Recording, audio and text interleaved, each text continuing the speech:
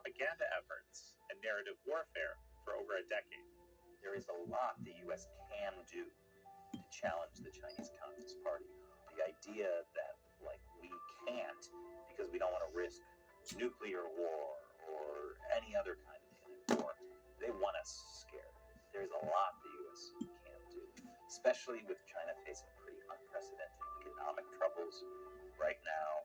This is American Thought Leaders, and I'm Yanya Kellick. Ms. Chappell, Shelley Chong, such a pleasure to have you on American Thought Leaders. It's great to be here. Yeah, definitely. So let's talk a little bit about what China Uncensored is. I mean, as far as I can tell, you guys have been around for 12 years now. It's incredible how fast time flies. Tell me about what the idea behind this show is in the first place, just for the benefit of our audience. Sure. So I started it in 2012, which was a very different political landscape at the time. People were still thinking of China kind of fresh off the 2008 Beijing Olympics, that wonderful opening ceremony. Oh, it was so interesting. The goal of the show was to help Americans see the Chinese Communist Party for what it was. It puts a lot of effort into shaping how Americans think about the Chinese Communist Party. The overarching thing they want Americans to think is that China, the Chinese Communist Party, is not a threat. They are very good at, they looked at what happened with the Soviet Union during the Cold War, and they're very much like, we don't want to be in that position.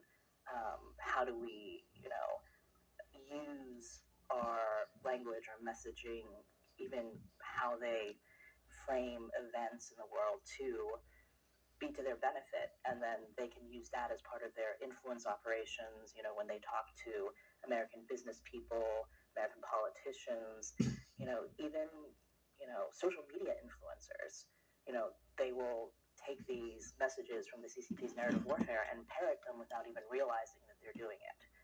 What was it that we saw today? There was a Twitch streamer. Yes, it was a guy who is a big gamer and political commentator for, the Gen Z audience, and he was talking about how, China was right to take over Tibet because, Tibet had slaves and China, liberated them from this feudal serfdom, and this is 100% CCP propaganda. Yeah, but this is CCP propaganda. Just something People else like just that jumps to mind. There don't was a need to be on foreign the internet. Chinese foreign ministry spokesperson who's criticizing America for the prospects of I'd rather shutting out tell the TikTok. truth.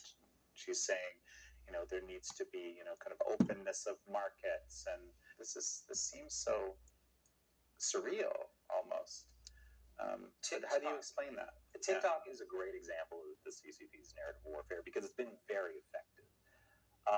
They portray it as, the U.S. government interfering in the free market or trying to censor free speech, which is ridiculous because this is the Chinese Communist Party. They don't have a free market in China.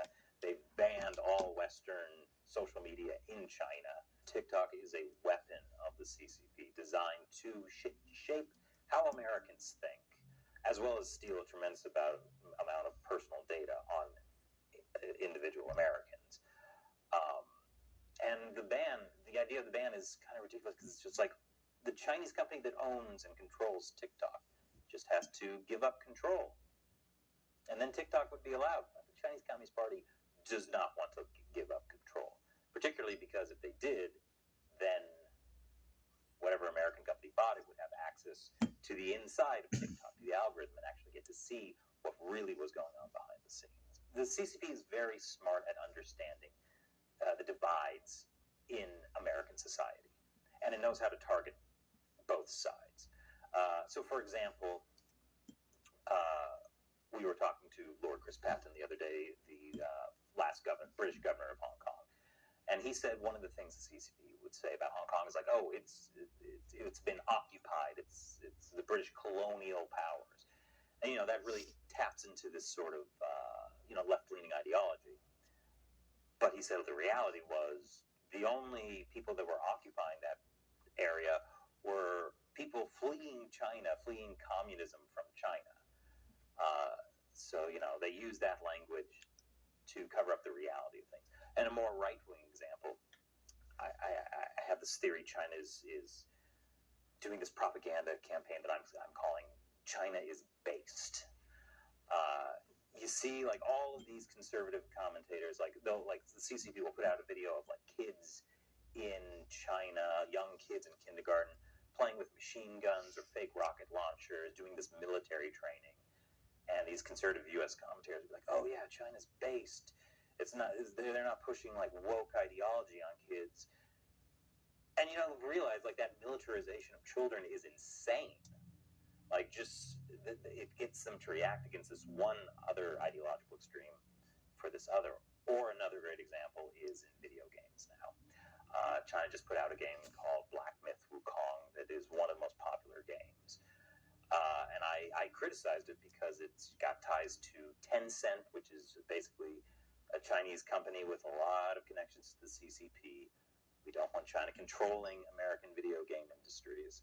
But the response was like, "Oh, I'm so sick of playing these Western woke games with woke ideology. I'll take this Chinese game. It's based." Because they said in the game that they weren't going. They don't want you to talk about feminism. Yeah, they said they don't want you to talk about feminism, and then it was like also anything about the Chinese politics, COVID, etc.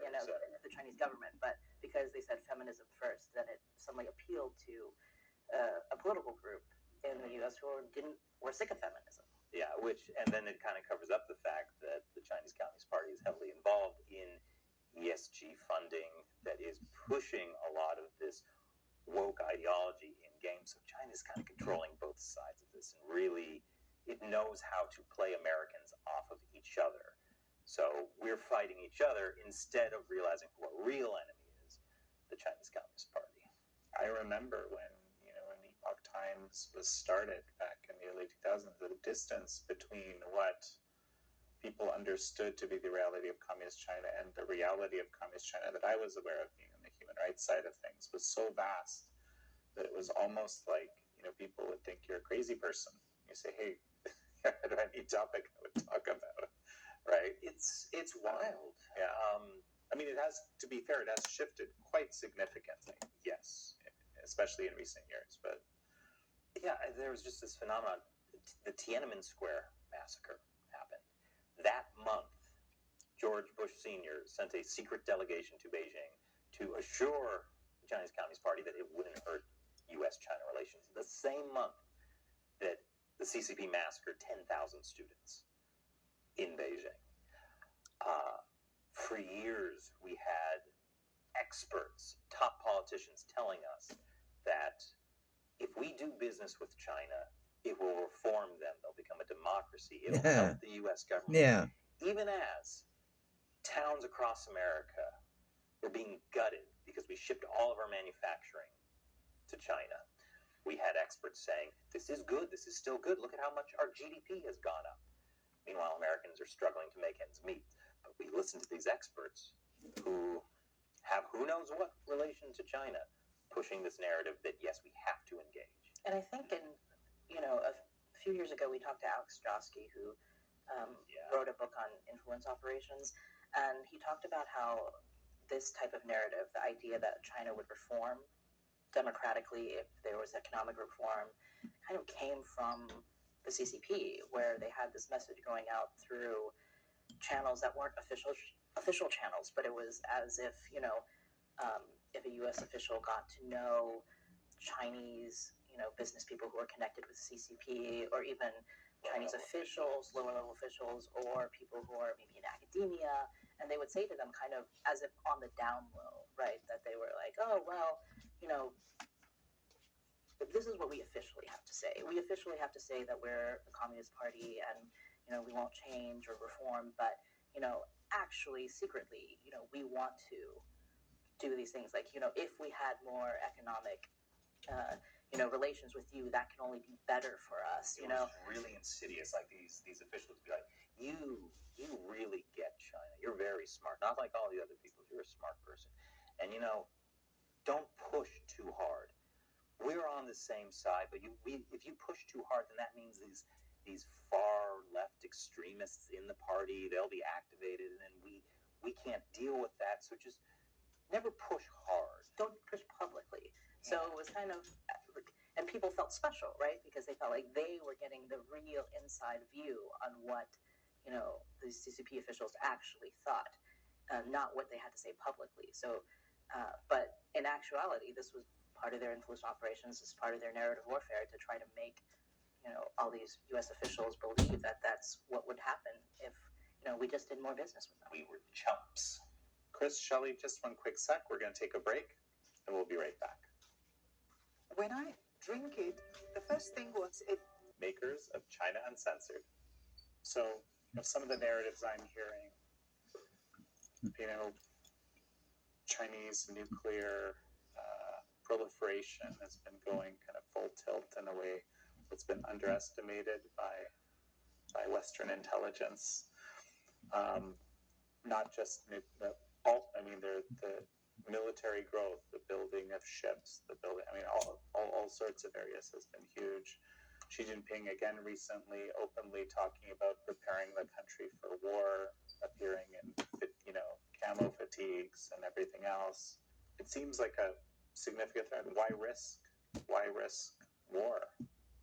That is a powerful narrative they're pushing. I mean, first of all, Xi Jinping has been appearing in fatigues and saying to prepare for war since he came to power in 2013. That's happens all the time.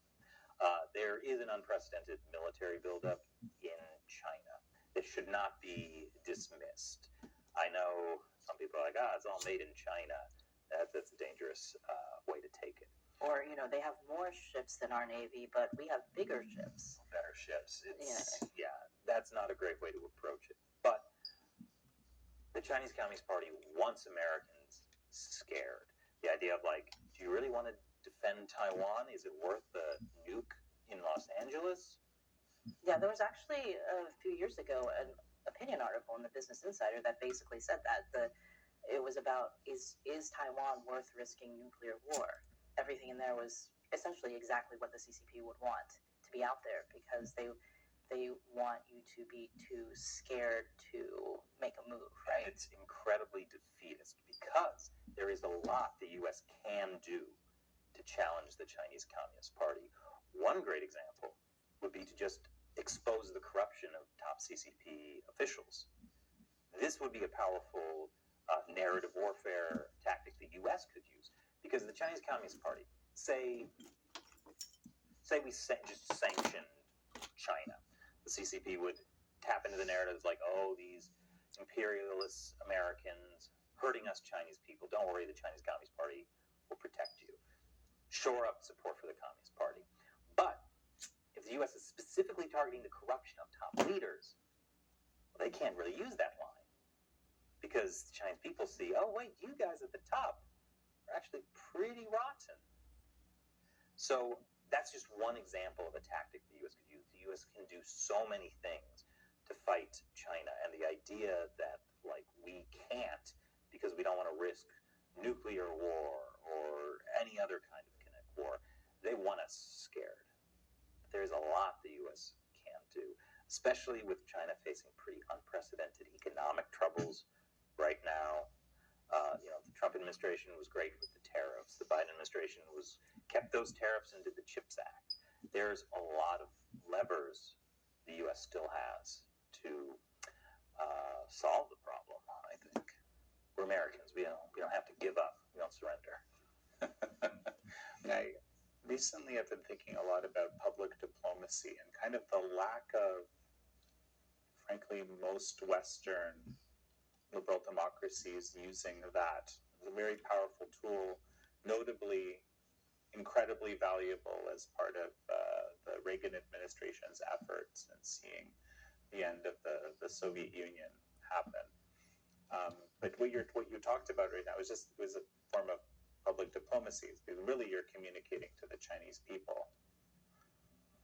I mean, I think when you look at what the CCP cares about with narrative warfare, you should look at the propaganda that they're putting out, but you should also look at what they're trying to censor. There are social media channels, even on Twitter, X, where people are posting all of these videos and things that are appearing on the Chinese internet being immediately censored. A lot of them are things like, lots of small protests against, banks for financial malfeasance, companies for not paying their employees on time, real estate companies for like the loss of people's investments in their homes and things like that. And so you can see the cracks in the CCP's society and what they've tried to build and the things that, you know, they're worried about that they're censoring and the things that Chinese people care about. So there is a lot of messaging I think we can do about, you know, this is the reality of what's happening, because a lot of Chinese people don't know that there are these protests, right? They don't know that, you know, things like that are happening in China. And if the CCP keeps people in the dark like that, then there is this feeling like, well, it's hopeless to go against the CCP, right? There's no point in speaking out or trying to, you know, improve things. But, you know, just exposing some of these things that are happening, telling the truth about the lies that the CCP has in their narratives. Yeah, Chinese people don't even know the Tiananmen Square massacre happened. A lot of young people, Yeah. But things like that, like those are things. Also, essentially refuting the CCP's narratives about America, I think, in a lot of ways, because, you know, if you watch the evening news in China, the CCTV evening news, like this third section of the news is always about international news, and it's essentially always about how chaotic and dangerous the rest of the world is, especially, you know, liberal democracies. They're full of chaos and violence and things like that. It's kind of comical, actually, like, you know, what they put in there to try to make the U.S. look bad, and we never try to, you know, Respond.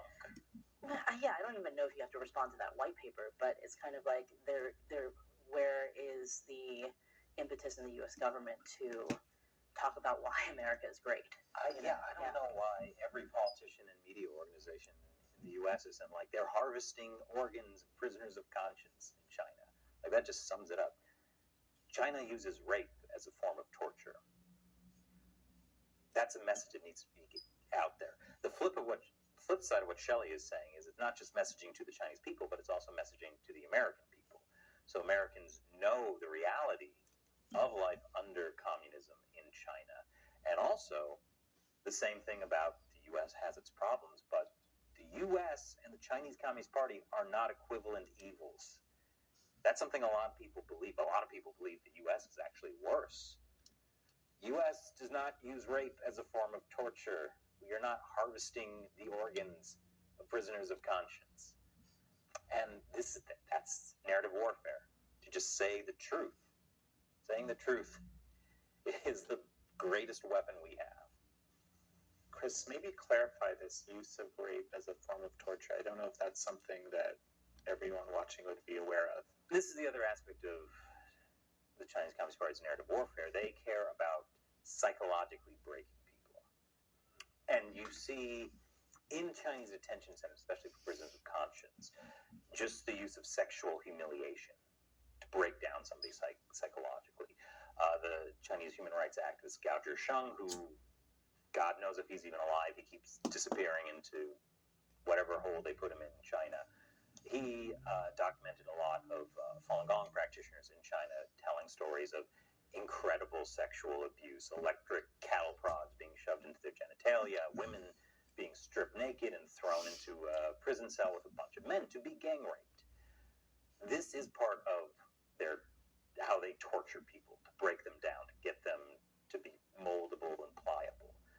This is standard tactics for them. I think when it first became more apparent what was happening to the Uyghurs, there was, you know, people who testified in front of Congress even about women being raped in these vocational education camps, detention centers, things like that, systematically. It wasn't just, you know, some guard yes, abusing his position. This was condoned and, you know, perpetrated across the system.